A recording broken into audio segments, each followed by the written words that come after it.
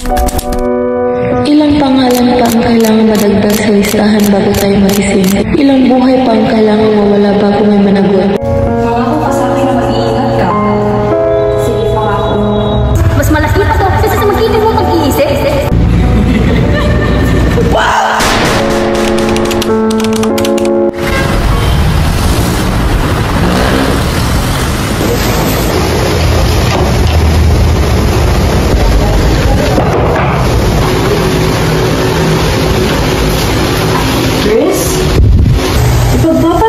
Mga to? Kailangan natin. These people like Mike are being killed. Yung mga pamilya nila, wala nang naiwan. Someone has to show what's happening. Pero yung mga pulis, delikado sila, Riz. Alam ko, but I can just stand by. People have the right to know the truth.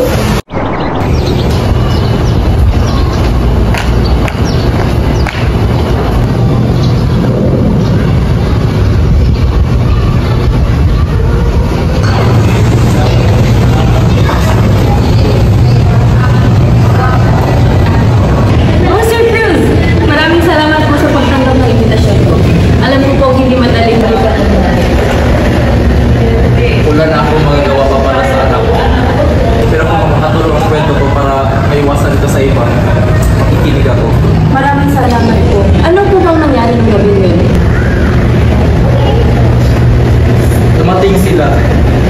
Dumating sila nang walang paalam. Inakusahan nilang nagbebenta ng droga yung bata. Tapos, pinaril lang nang walang pasabi, nang walang paglilitis. Pinatay lang. Ma'am Cruz, ano po bang gusto niyo iparating sa mga tao makakabasa ng kwento? Yung anak kong yun, si Mike, hindi naman yun perfectong tao. Pero, hindi naman siya dapat namatay na gano'n-gano'n lang, di ba? Gusto ko ng hustisya, hindi lang para sa amin, kundi para sa lahat. Babahagi ko po ang kwento niyo, Ma'am Cruz. Kailangan maging mulat ang mga tao sa kung ano talagang tunay na nangyayari. Maraming salamat, Iha. Maraming salamat.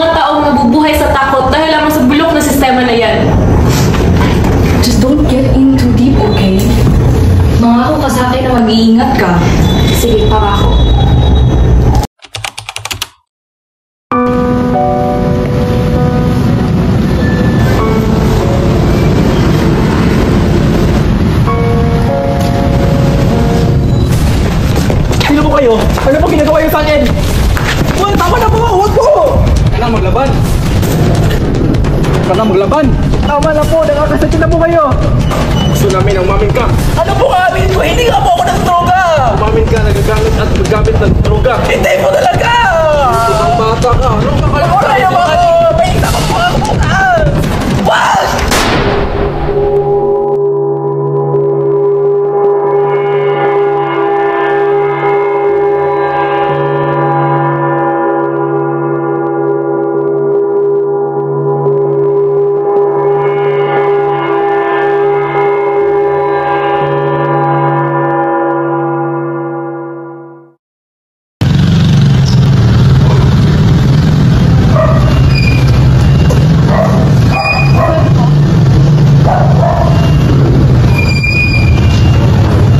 Officer, paano po kayo nakakatulog sa gabi? Kahit alam niyo sa sarili niyo, pwede kayo na nakakita kang pangyayari ko. Ginagawa ko rin ang trabaho ko, Miss Reyes. Pag-ingat ka sa pananalita mo. Hindi mo man naintindihan na mga taong ito ay sinisira ang buhay nila gamit ang droga. At ito po ang solusyon? Ako matay? Namumuhay sa takot ang mga tao. Maraming inosente ang Hindi mo naintindihan, Miss Reyes. Mas makipa to kasi sa makitin mo mag-iisip. Siguro nga hindi ko ito maiintindihan. Dahil hindi naman ito dapat intindihin. Hindi ako titigil hanggat hindi nalalaman ng mga tao ang totoo.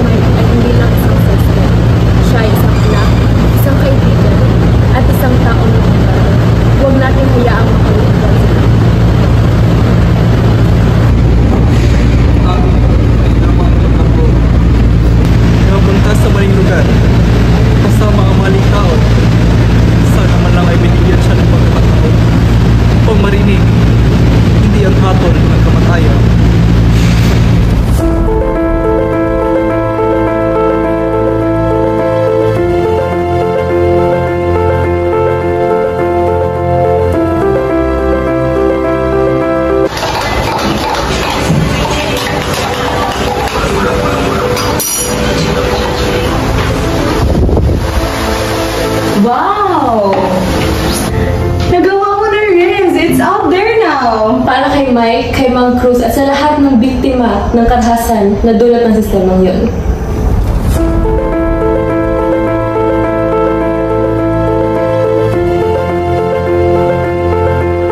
Hindi kami titigil hanggat hindi namin nakukuha ang hustisya. Dahil ang namulan ay hindi na muling titigil.